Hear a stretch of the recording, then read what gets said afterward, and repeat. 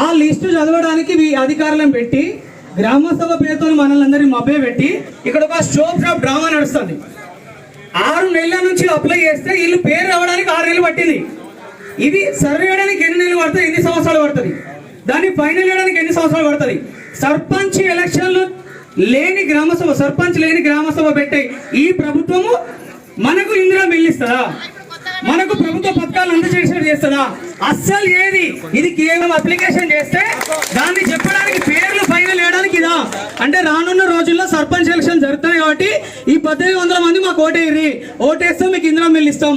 Next ఒక list పెడతారు, ఆ లిస్టు మీరు ఓటే వెళ్ళి మీకు రేషన్ కార్డు ఇస్తాం లేకుంటే ఇయ్యం అని దబాయించే ప్రక్రియ. కాబట్టి ఇది సమ కాదు, ఇది సమావేశం కాదు.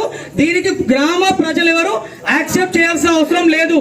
గ్రామ సభ అంటే అధికారులకు ఇది నిర్బంధ సభ కాదు, ఇది గ్రామ సభ అంటే గ్రామానికి ప్రజలకు సభ అంటే గ్రామానికి ప్రజలకు మధ్యలో స్వచ్ఛంద సేవకులకి మధ్యలో అధికారులకు మధ్యలో ప్రెస్ రిపోర్టర్ల మధ్యలో జరిగే చర్చ.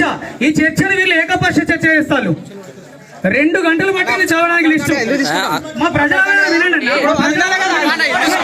మేము మాట్లాడుకుంటా గ్రామ సభలో మాకు రివార్డ్ ఇవ్వకండి.